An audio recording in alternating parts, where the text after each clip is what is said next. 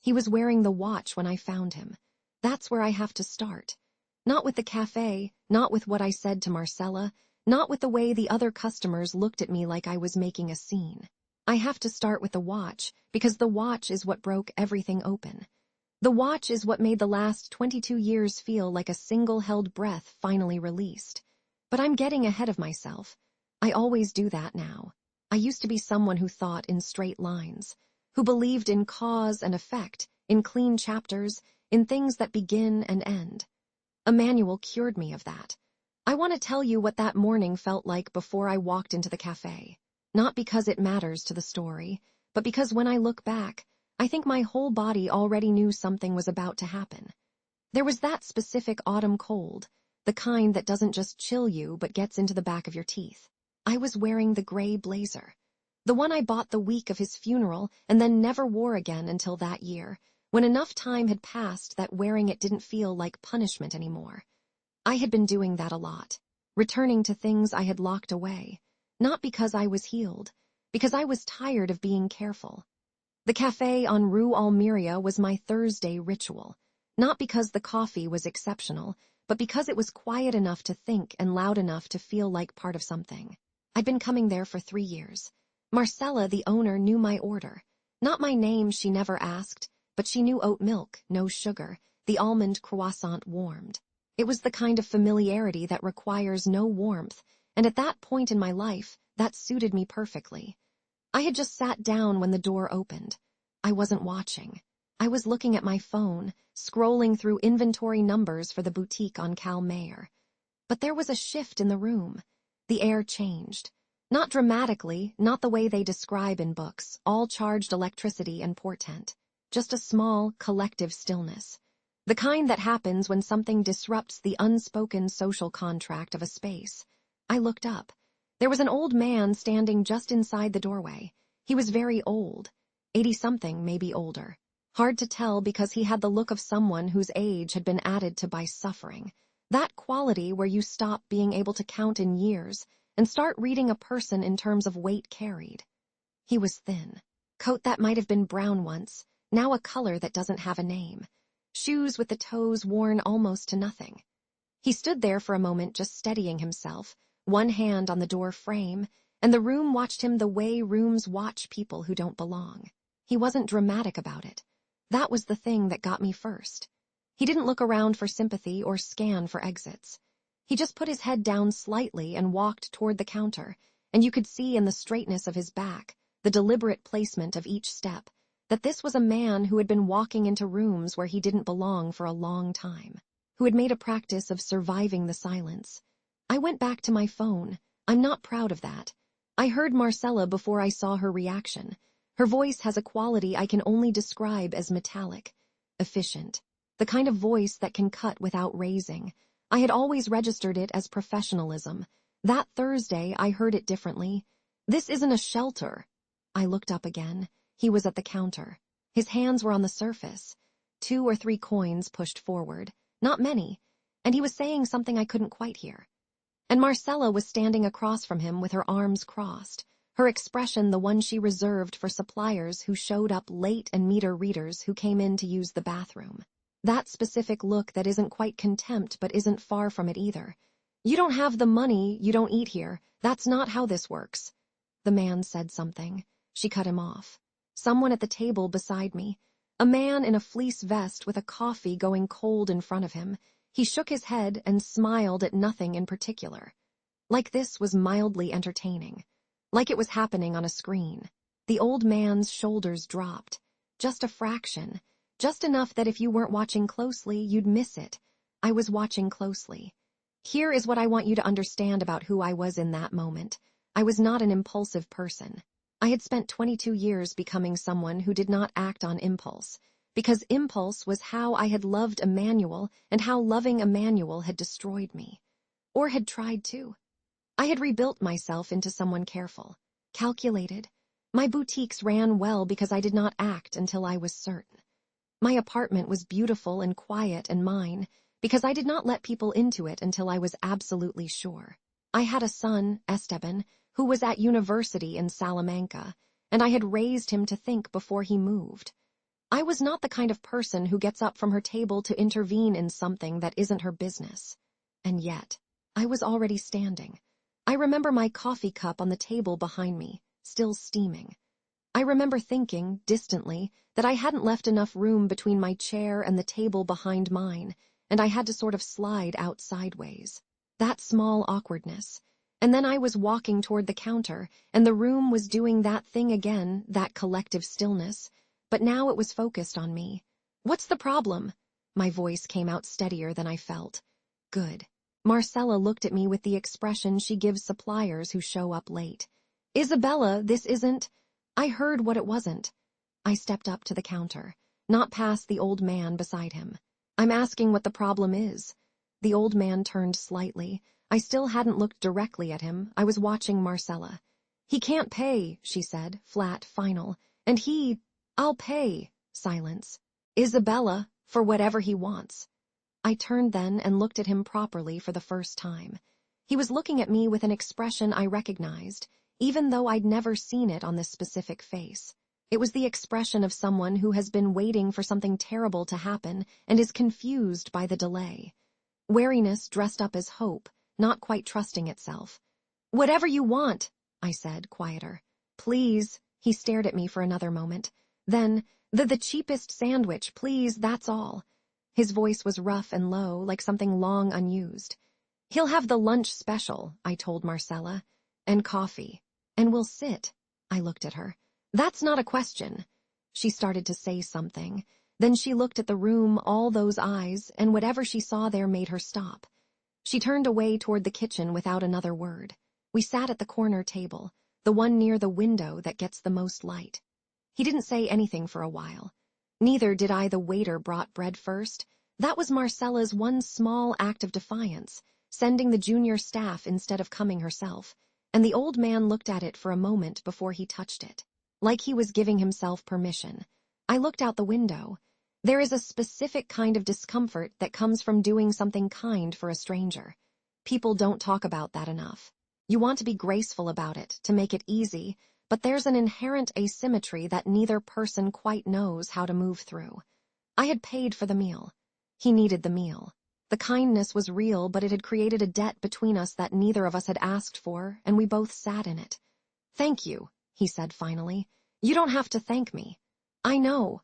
He was quiet again, chewing slowly, and there was something deeply dignified about the way he ate. Not trying to rush, not trying to minimize. Present with the food. "My name is Joseph." "Isabella." He nodded. He had the kind of eyes that had been some vivid color once and had faded to something gentler, a gray-blue that caught the window light and held it. We didn't say much else. Not at first. He ate. I drank my coffee, which had gone lukewarm by the time someone brought it to the new table. And the café returned to its normal volume around us, everyone finding something else to pay attention to, and the morning settled back into itself. It was when he reached for the bread roll a second time that I saw it.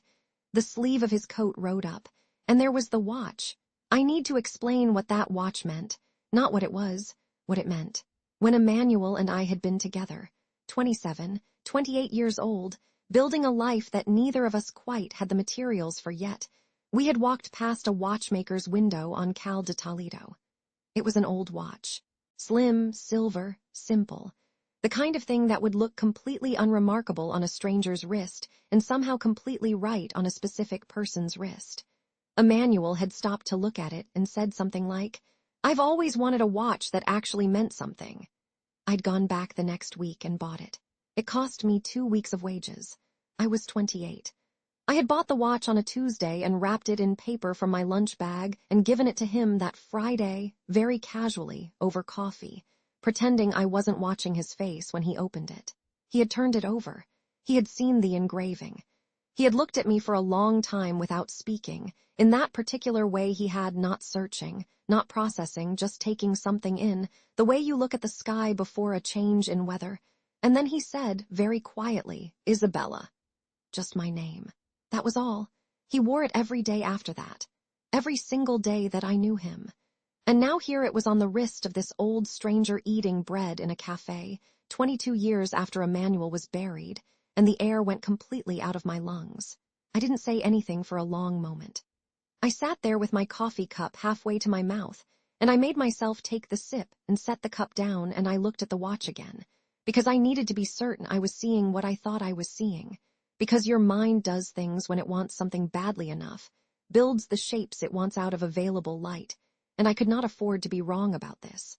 The watch was exactly as I remembered it. The small scratch on the 9 o'clock position, the slightly worn edge of the crown, the way the strap, different from the original, a replacement strap, black where the original had been brown, was fastened 1 notch looser than it should have been, so it turned slightly on his wrist when he moved.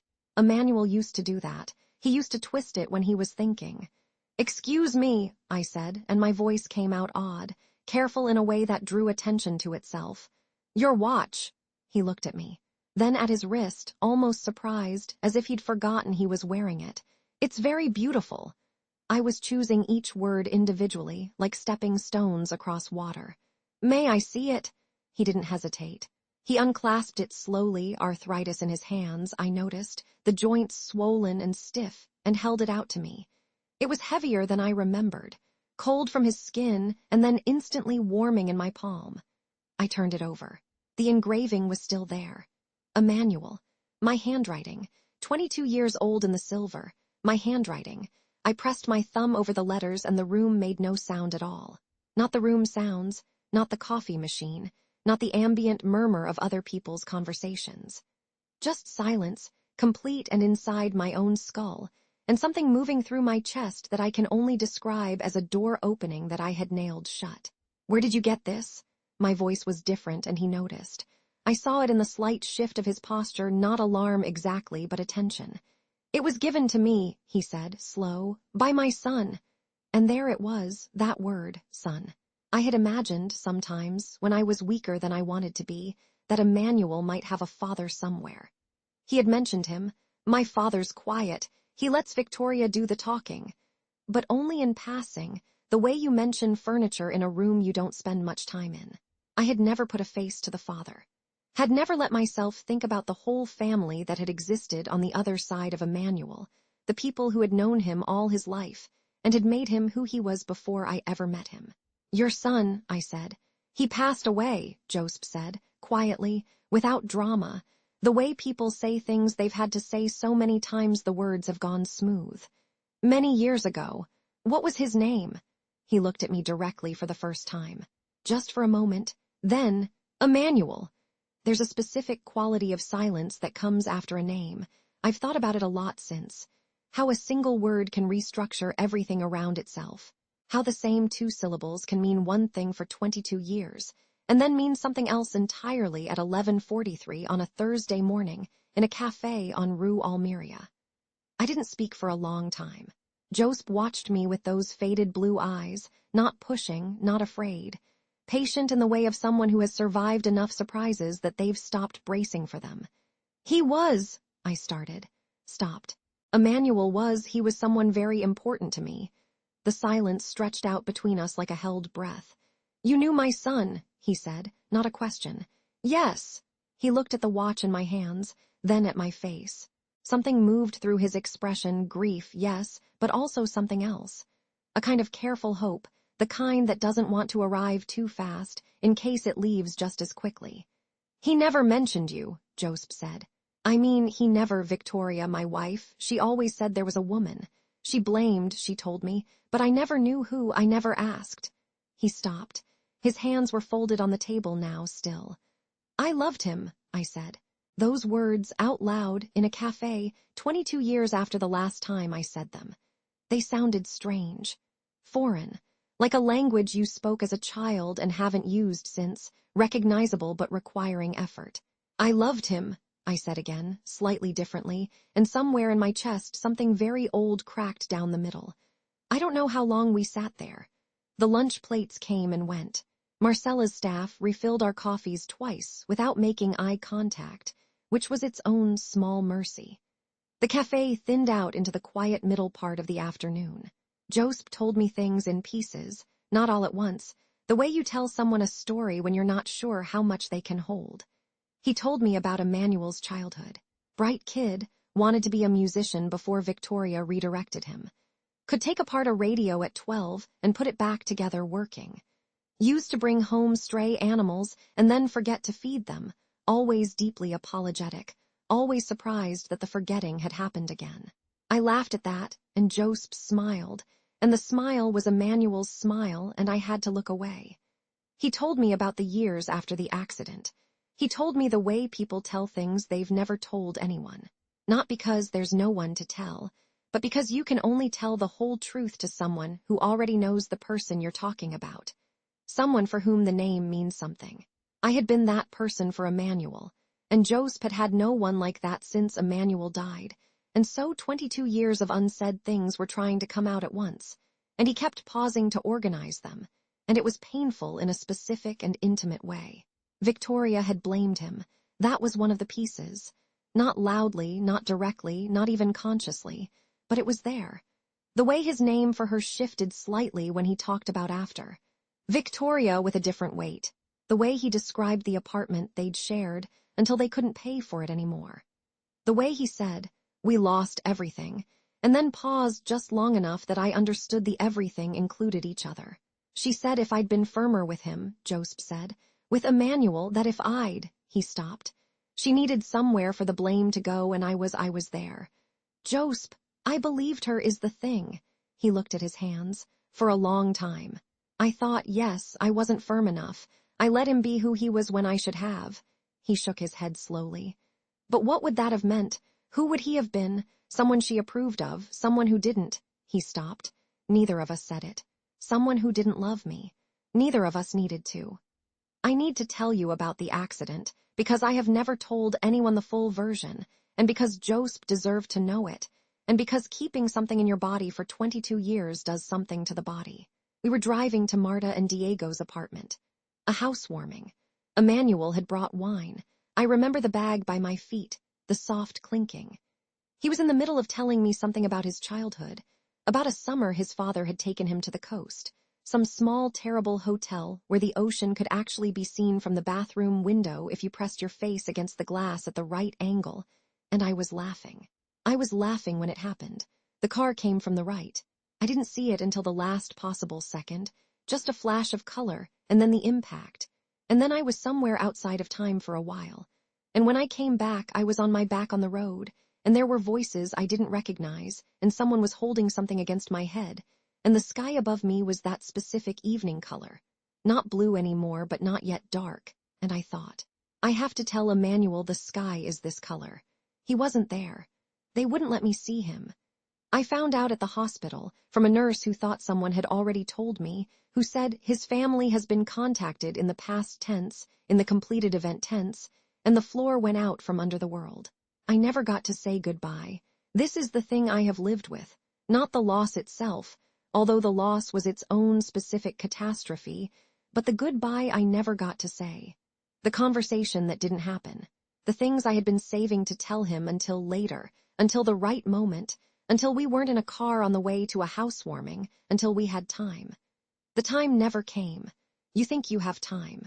Joseph sat very still while I told him this.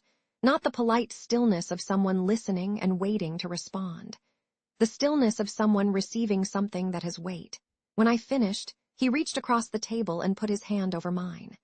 His hand was cold and rough, and the joints were swollen, and it was one of the most human things anyone has done for me in 22 years. We didn't say anything. The café was almost empty now. Late afternoon, that suspended golden hour. Marcella had retreated fully to the back.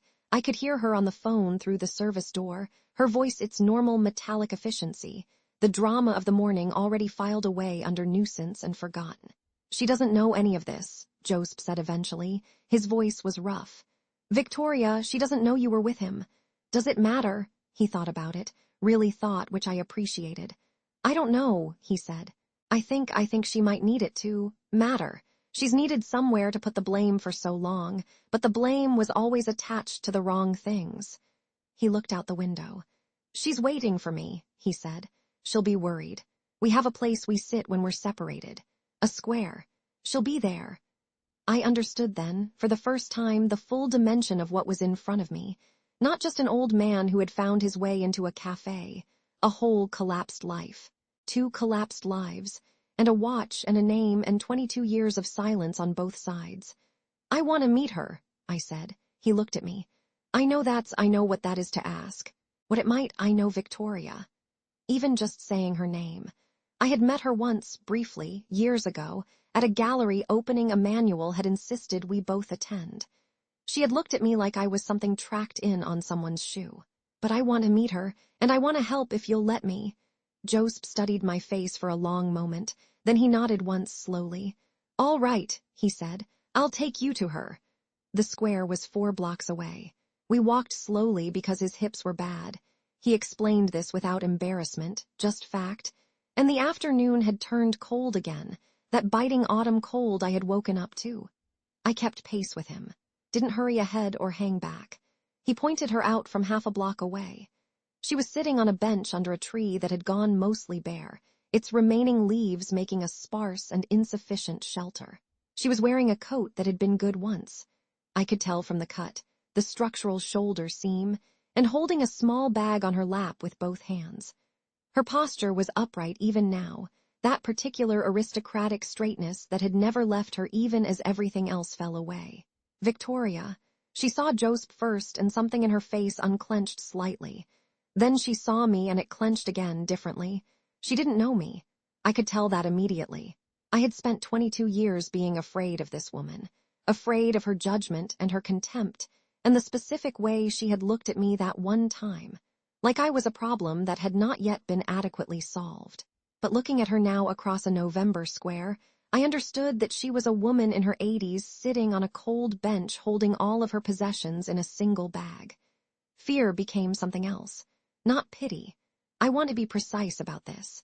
Pity would have been easier, and also an insult. What I felt was closer to recognition. The recognition of someone who has also been defined by a loss they could never fully process. Someone who had turned their grief, for lack of anywhere better to put it, into something hard. We do that. When we can't carry it softly, we make it sharp instead. "Joseph," she said, her voice still strong, watching me over his shoulder. "Who is this?" He sat down beside her, took her hand. She looked at their hands, then at me. "Victoria," he said, "this is Isabella." I watched her face. She knew the name. She knew it immediately. I could see the recognition move through her features, the complex recalculation. A name she had used for years as shorthand for loss, and here attached to a real person in a gray blazer standing in front of her. That created a specific kind of vertigo. "Isabella," she said. Her voice was flat and the flatness was doing a lot of work. "You're the woman Emmanuel." "Yes." She stared at me. I made myself hold the eye contact, not aggressively, just here I am, all of me. "You took him from us," she said. "Victoria, you distracted him, he was everything we had, he was." Her voice cracked slightly. She stopped, looked down at her bag, back up. "You have no right to be here." I took a breath. "I know you believe that," I said. "I understand why, and I'm not here to argue with you about it." I moved slightly closer, not too close, just enough. "I was with him that day, in the car. I've never told anyone that. Not because I was hiding it, but because there was nobody who knew him like I did. Nobody I could tell it to." She was very still. "He was talking about your husband," I said. "About a trip they took. A hotel where you could see the ocean from the bathroom." Something happened in her face. Small, barely visible, but there. "He was happy," I said. "He was talking and laughing and I didn't—" My voice lost its steadiness for a moment, and I stopped and recovered it. "I didn't get to say goodbye to him either, Victoria." Silence. A bird moved through the bare branches of the tree. The sound of traffic from the main road, muffled. Victoria looked at her hands, then at Joseph. He was watching her with the patience of someone who has been waiting 22 years for a particular door to open. She looked at me. "You loved him," she said. It wasn't a question, quite. But it wasn't a statement either. It was something in between, testing the weight of the words in the open air. "More than anything," I said. "The bench, the bare tree, the cold." Victoria exhaled. A long, slow, exhausted breath, the kind that has whole seasons packed into it. "I don't know what to do with that," she said. "I know," I said. "Neither do I, not yet." She didn't take my hand when I offered it that first afternoon. I need to be honest about that. This isn't a story where everything opens at once, where one conversation heals 22 years of calcification. Victoria looked at my extended hand and looked away, and I let it fall back to my side without making it a thing. What she did do was nod once when I said I wanted to help them find somewhere safe to sleep. That was enough. The first week was difficult in ways I hadn't prepared for. My home is, I have done well. I won't pretend otherwise. The boutiques have been good to me, and I have saved well, and my apartment is large and comfortable and organized around my specific preferences in a way that took years to establish. I know where everything is. I like it that way. Joseph left his shoes in the hallway and never put them in the same place twice. Victoria went through my kitchen cabinets the second morning, systematically, not taking anything, just looking. And when I came in and found her, she looked at me with that flat expression and said, "I was seeing where you keep things," in a tone that did not invite response. I said, "Okay," and poured 2 coffees. She sat at my kitchen table and held the mug and looked out the window. "You have too many plants," she said. "I know. You'll kill them by spring if you keep them in that light." "You're probably right." She drank her coffee. I drank mine. The apartment was full of the specific morning silence of people who don't know each other well enough yet to fill it comfortably. "He used to do that," she said eventually. I waited. "Fill a space with things." She looked at the plants. "When he was a teenager, he filled his room with maps. He collected maps. From where, I don't know, library sales, the market, covered every wall. I told him it was too much." She paused. "He said he liked having everywhere at once." She stopped speaking. Her hands were still on the mug. I didn't say anything. There are moments where saying nothing is the whole point. After a while she looked at me, and the look was different from the ones before. Not warm, not yet, but without the specific sharpness she'd been carrying since the square. "He never came back to us," she said. "After you. We tried, Joseph and I, but something in him had gone somewhere we couldn't reach. I always thought it was you." She held my gaze. "Now I don't know. What do you think now?" She was quiet for a moment. "I think it was grief," she said. "I think he was grieving something he didn't have words for, and I was too frightened to ask what." The kitchen was very still. "I was frightened too," I said.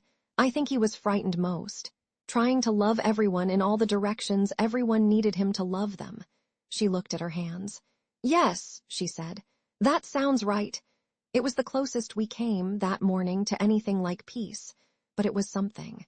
Joseph adjusted to the apartment quickly, the way very old people sometimes do when they've spent long enough without comfort that comfort stops feeling strange. He slept 10 hours the first 3 nights. I heard him in the kitchen at 5 in the morning on the 4th day, moving slowly and carefully, and when I got up he had made coffee for 2.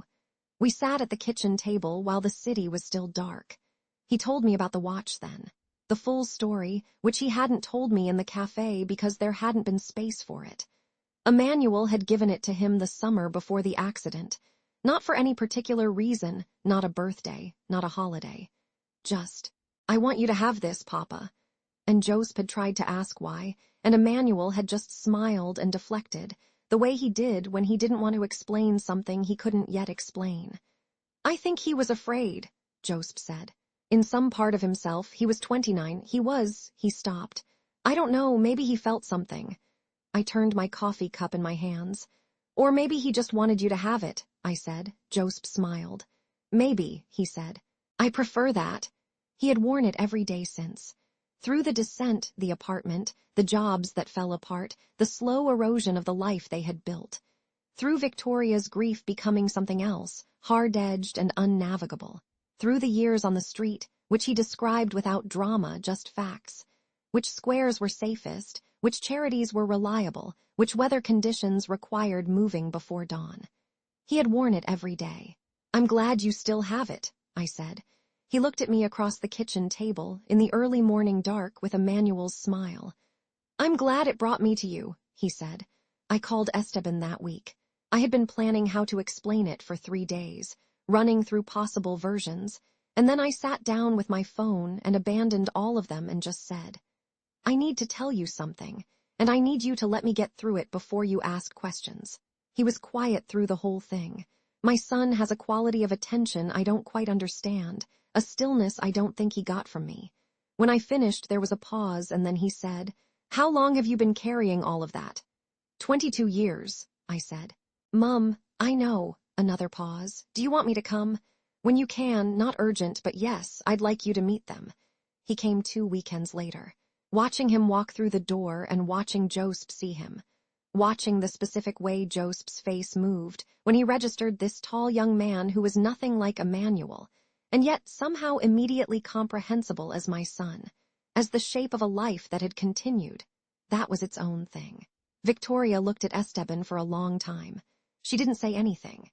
He sat down across from her at the lunch table and said, very simply, "I've wanted to meet you for a long time," which was not entirely true, and which we all understood as a kindness. And Victoria looked at him, and something in her eyes shifted in a way I had been waiting weeks to see. She asked him what he was studying. He told her. She told him about a book related to his field that she had read 40 years ago that was probably out of print, that he should try to find. He wrote down the title on his phone with genuine interest, and they talked about it for 20 minutes while Joseph and I ate and said very little and watched. Later, when Joseph and Victoria had gone to their room, Esteban sat with me in the kitchen and said, "She loved him so much. The way she talks about Emmanuel, even just around the edges of talking about him. She loved him so much it turned into something else." "I know," I said. "What do you do with that?" I thought about it. "You sit with it," I said. "You let it be what it is. You don't try to fix it." He nodded. I looked at my son in my kitchen and thought about Emmanuel at 29, giving a watch to his father for no reason he could explain.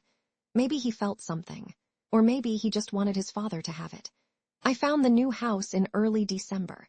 It was on a quiet street in a neighborhood I knew slightly, one of those areas that had been industrial once and still had that good bones quality, solid old buildings, proper ceiling heights. The house was small, 2 bedrooms, a garden that had gone wild. But it had light from the south-facing windows and a kitchen big enough for 2 people to be in simultaneously without negotiating.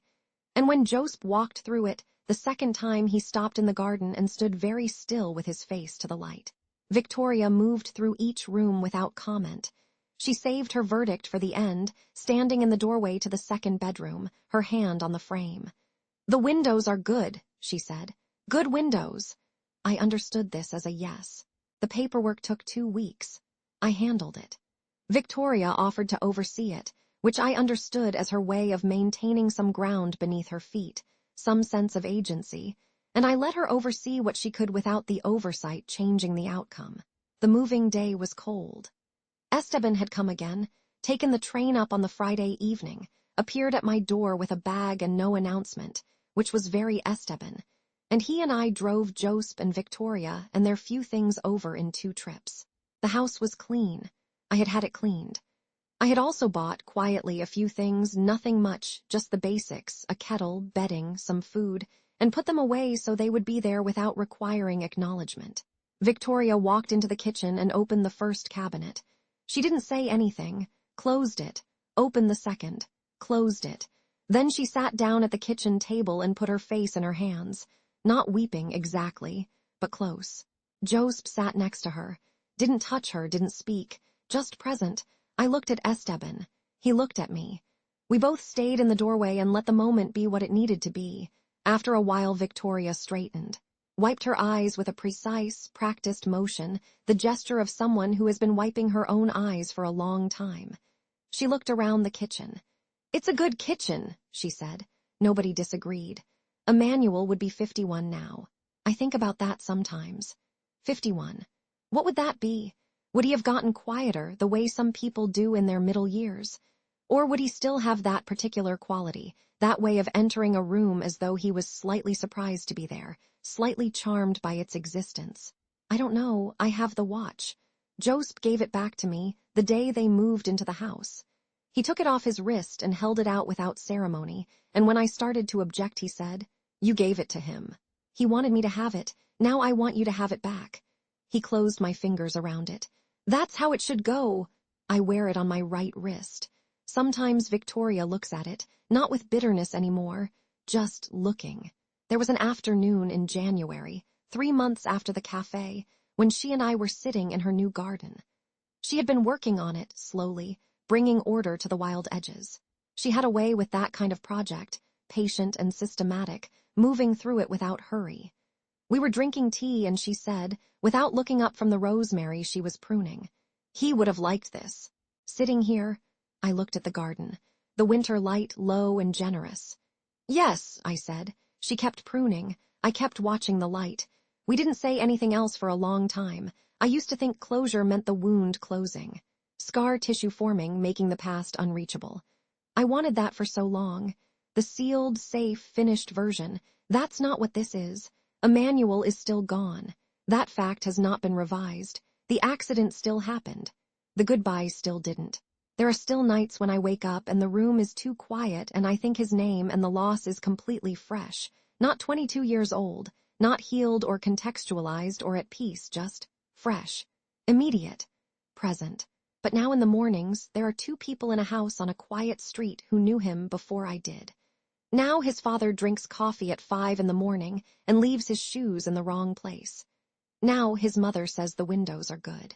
Now I have a rosemary plant from her garden on my kitchen windowsill in the south-facing light she specified. The watch is on my wrist. The seconds keep moving. That's all. That's everything. That's what the morning looks like now.